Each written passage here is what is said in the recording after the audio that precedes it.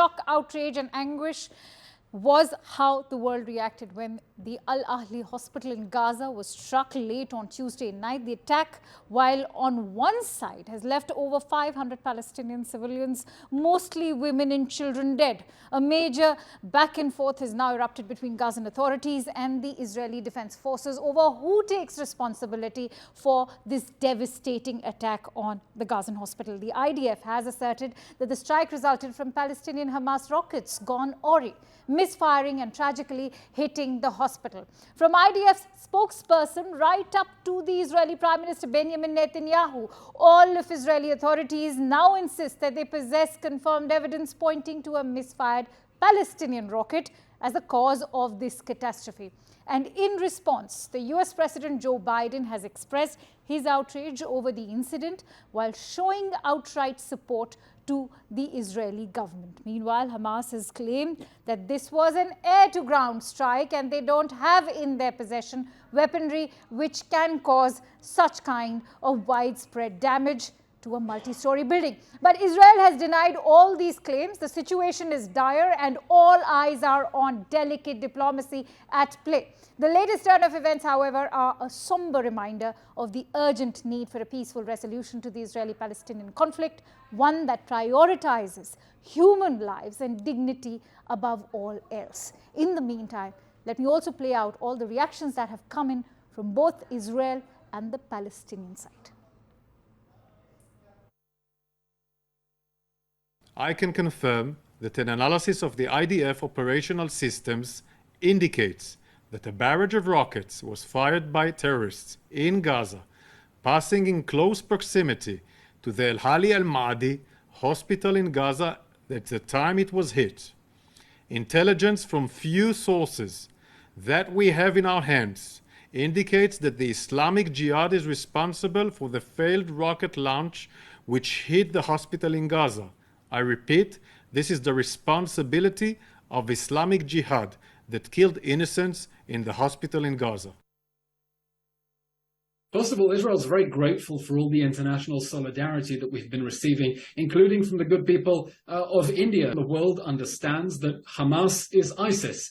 Hamas is worse than ISIS. The atrocities, the stories that are coming to light now of how Hamas invaded and tied children together and set them aflame, burned whole families alive, are shocking the conscience of the world. And global leaders have been very clear that Israel not only has a right to defend itself, Israel has a duty to defend itself. And in order to defend itself, it has to destroy Hamas completely. And that is exactly what Israel is trying to do in the Gaza Strip. It's important to remember our war is not a war against the Palestinians, God forbid. It's not a war against Gaza. It's a war against Hamas.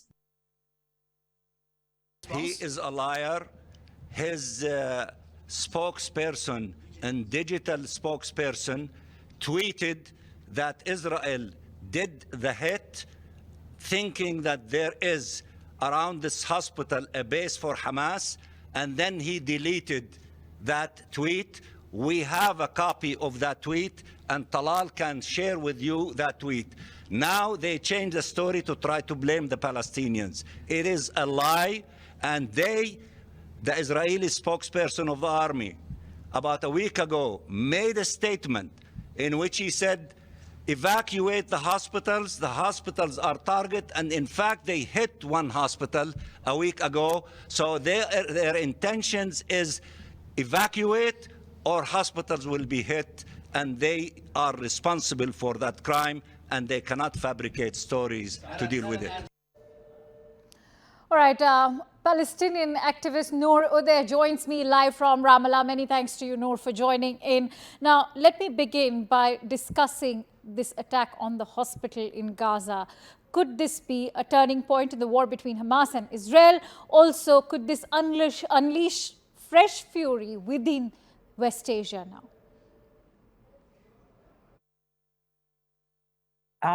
I think so. The Palestinians are in a state of shock and deep pain. 500, mostly women and children, killed while they were seeking shelter at a hospital run by the Baptist Church. It is unthinkable. And the fact that some are buying the changing story of the Israeli army is adding to the fury of Palestinians and Arabs around the world. We've seen this happen before. We've seen the Israeli army change its story and even issue doctored videos to distance themselves from crimes, including the killing of our colleague and friend, the journalist Shireen Abu Akleh. And then the truth came out, and I believe the truth will come out here. But in the meantime, this is definitely a turning point. Nour, we also know that Israel has, in fact, put out recordings of terrorists discussing that the rockets were misfired. At the same time, Palestine has shunned responsibility for this. And then we have the US president saying that Israel is not to take responsibility for this attack. At a time when most global leaders are steering clear of blaming any country for this attack on the Gaza hospital, how do you assess or weigh in on the US president's reaction? Well, it's extremely dangerous and I think irresponsible. And we've seen reports in U.S. media about staffers in the Biden administration feeling afraid to speak up about the policy direction of this administration. They're concerned that what Biden is doing is not in the best interest of the United States. I happen to agree. And I think the fact that he has endorsed the Israeli version of events and has participated in a meeting with the war cabinet makes the assertion that the United States is part of the ongoing war rather than just a supporter on the sidelines. And that is very dangerous. But I have to say something about the audio that was released, because it's really quite laughable. First of all, because the accent is wrong. Second of all, because some experts have already looked at it and it's recorded in stereo. So it doesn't really sound like a phone conversation. It's extremely calm. And one of the alleged participants doesn't know the geography of the place and was wondering whether there was a cemetery, which is, again, laughable. The Israeli army has a very established track record of lying. Nothing it will say or provide will convince anybody with any credibility that this is the truth. They've changed their story already 4 times, and a spokesperson for the Prime Minister's office, in fact, initially posted an affirmation that they struck the hospital and killed Hamas fighters, and then he subsequently deleted it when the death toll of civilians became evidently very high. Nour, how does the Biden administration support Israel while at the same time urging restraint and safeguarding civilians in Gaza? Because that's what they are claiming to do. They're saying that their war is against Hamas and not Gazans. It is claiming to do that, but the figures show very clearly that Israel has absolutely no regard. In fact, even if we step aside from the figures that say that over 3,300 Palestinians have been killed by Israel so far in Gaza, including more than 1,300 children. You take a look at the amount of residential buildings that Israel has targeted, the amount of hospitals and health care providers that it has killed, the amount of civilian infrastructure that it has targeted. And it's very clear that Israel is not making any distinctions. In fact, its officials and its army spokespeople have repeatedly said that there is no distinction, that they are attacking everything. They intend to wipe out Gaza. They blame the civilians, as the Israeli president said, and they're not concerned with accuracy. So, I think we should take them for their word in this instance, given the fact that the reality on the ground proves that they're quite sincere in wanting to wipe out this very small piece of land, very tormented piece of land. Nour, I'm going to request you to continue staying with us because remember, we're also discussing this entire story when it's reached a very critical point, and that is when US President Joe Biden happens to be in Israel. Remember, his visit is also going to have a wider impact when you talk about the geopolitics of West Asia, because this war is not just impacting Palestine and Israel, it's bound to affect the other Arab nations. Also, the US President was expected to have a meeting with the leaders of other countries as well, namely Egypt and Jordan, but that as of now seemed to have paused. Let me also break down for you how important is the US President's visit to Israel. President Biden is going to travel to Israel on Wednesday. Among his top priorities is to stand in solidarity with Israel. This is something that American officials have repeatedly said since October 7th Hamas attack. Biden is basically coming to Israel to display this robust show of solidarity in person. Among Biden's priorities will also be to show in person how United States is determined to contain this war, to prevent this war from spiraling onto the wider region. Washington is sending a clear message to Iran, and Iran-backed proxy groups active in the region. Don't get involved in this. Do not try to take advantage of the situation, because the United States is going to stand with Israel. So one of the top priorities Biden will have is to find a solution to the rapidly deteriorating humanitarian situation inside Gaza.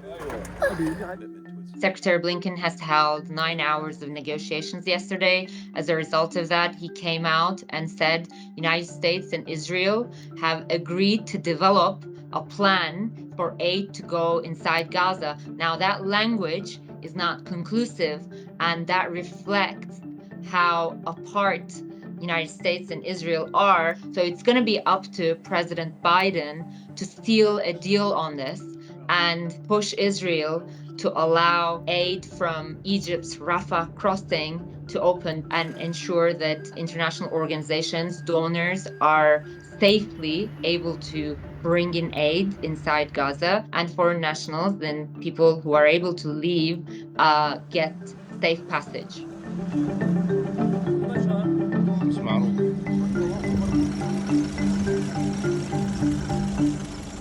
So how much can the United States assist in building that humanitarian corridor and also help Gaza in receiving that blockaded humanitarian aid? Let me quickly go back to my guest today. I'm joined in by Palestinian activist Nour Odeh, who's joining me live from Ramallah. We also bring you the other side of the story. We've already brought you Israeli voices, but here I'm also joined in by Nour. Nour, when we talk about US assistance, there's a lot of diplomatic shuttling that we've seen within West Asia by US. Was US foreign policy so intent on Israel normalizing relations with some other Arab nations that it overlooked Palestinians? It did. Actually, that's a very good question. Thank you. The Biden administration came with big promises initially in order to win support among Democrats who, by majority, support Palestinian rights. And then Biden reneged on all those promises. He sidelined the Palestinian issue. He appointed a lower-level staffer to be in contact with the Palestinians. And he went ahead and tried to reward this right-wing government that includes self-avowed fascists like Smotrich, and someone who was convicted of terrorism in Israel like Ben-Gvir, by seeking normalization with Saudi Arabia, which is now, which is now going nowhere. The Saudis have made it very clear that they cannot normalize relations with Israel while Israel is murdering Palestinians in mass and displacing 1 million people have been displaced in 11 days. That is a staggering number that should give us all a lot of pause. All right, Nour, I'm going to request you to continue staying with us. There's a lot more that we'd like to discuss, but since we're discussing the US president, it's important to highlight that his visit to Israel at this moment of war has been unprecedented. Nowhere in the past you've had a US president visit Israel at such short notice, and that too on such an unplanned note. But on that note, let me also bring you the significance of the US president's visit. There are many hopes pinned on the role of the United States. Will they be able to find a diplomatic solution to the age-old war between Israel and Palestine?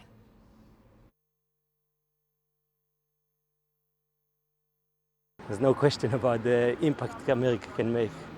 It's the real decision-making here. There is a need for a peace treaty, a peace solution between Israel and the Palestinians.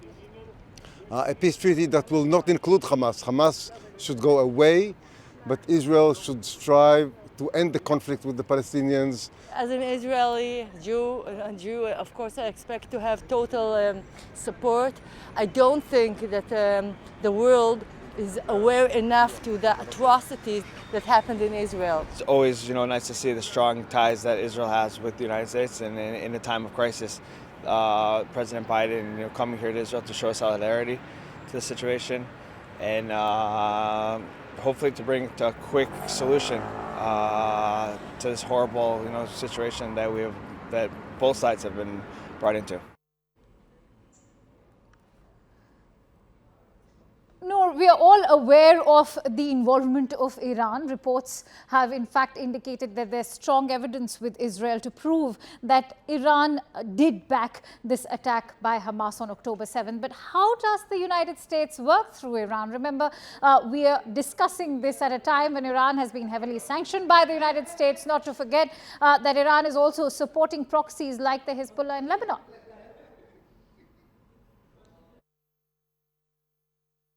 Again, it's a good question.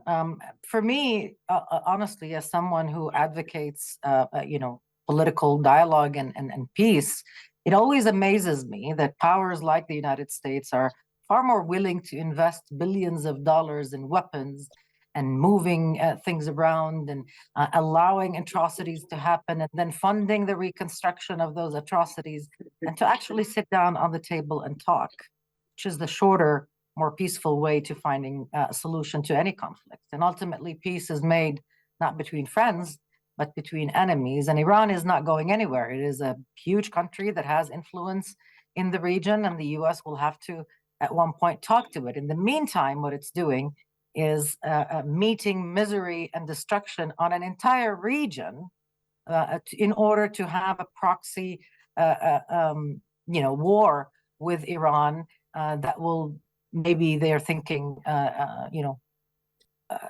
weaken it or make it less likely to demand a higher price for a peace treaty or some sort of dialogue with the Americans. I think it's a misguided policy. It's a very dangerous policy.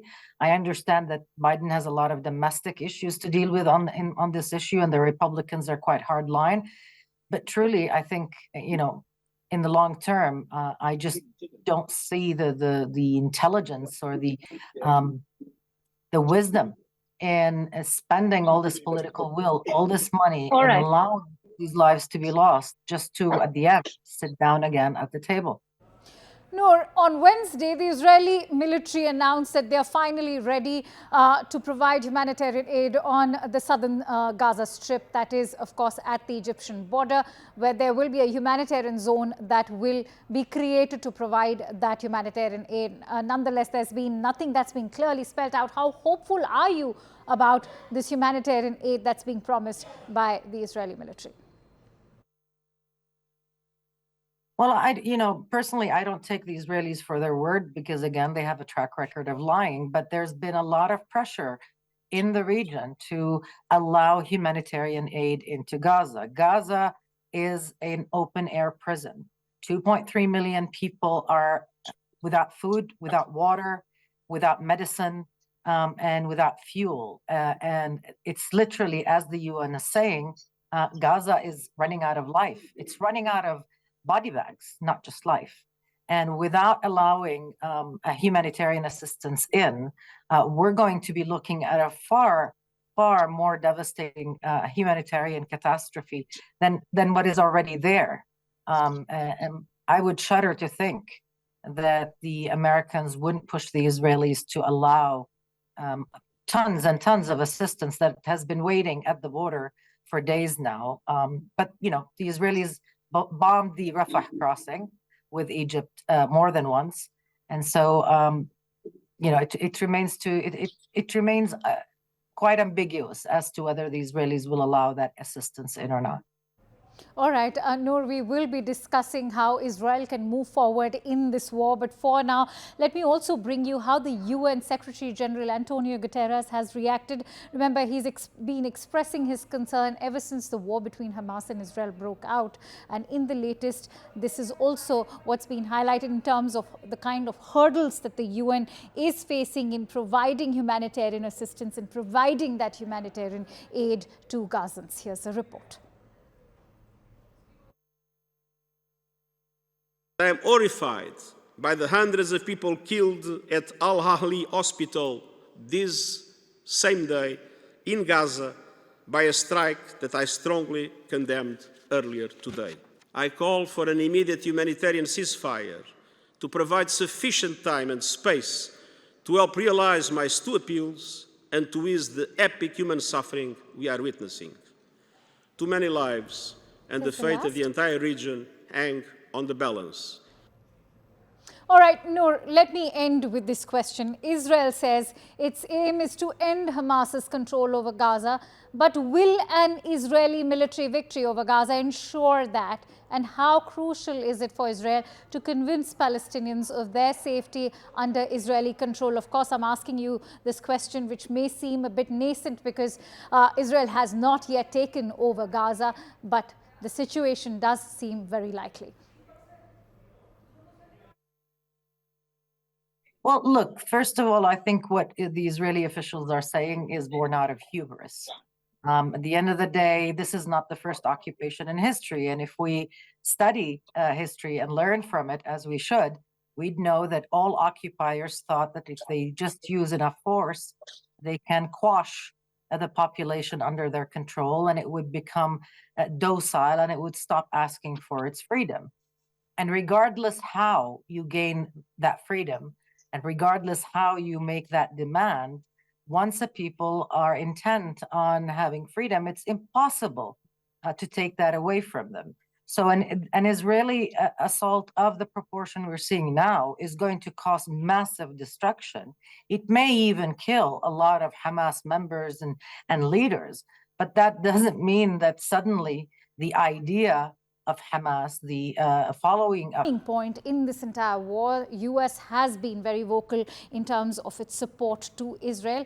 Here's bringing you the press conference that was addressed by Israeli Prime Minister Benjamin Netanyahu along with US President Joe Biden.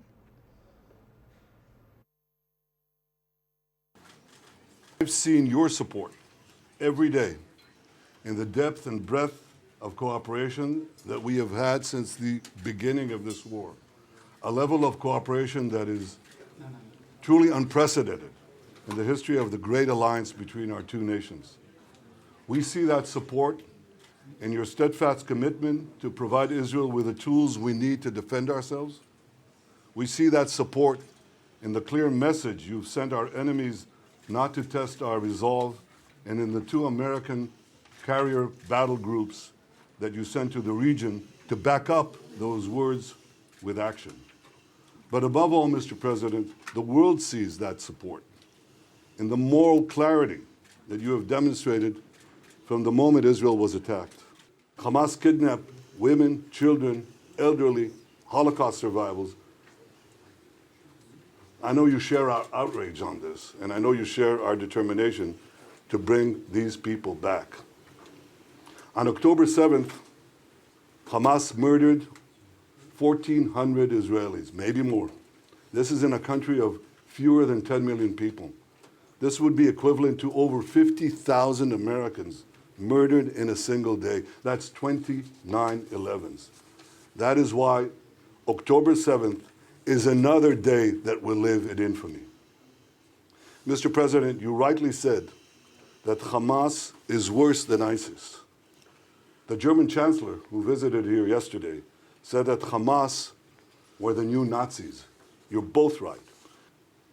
Mr. President, for the people of Israel, there's only one thing better than having a true friend like you standing with Israel, and that is having you standing in Israel. Your visit here is the first visit of an American president in Israel at a time of war. It is deeply, deeply moving. Mr. Prime Minister, thank you very much. Look, folks, I wanted to be here today for a simple reason. I wanted the people of Israel, the people of the world, to know where the United States stands. I've had my great Secretary of State here. He's been here for a lot, but I wanted to personally come and make that clear. The terrorist group Hamas has slaughtered, as has been pointed out, over 1,300 people. And it's not hyperbole to suggest slaughtered, and including 31 Americans as part of that. And they've taken scores of people hostage, including children. You said, imagine what those children hiding from Hamas were thinking. It's beyond my comprehension to be able to imagine what they're thinking. Beyond my comprehension.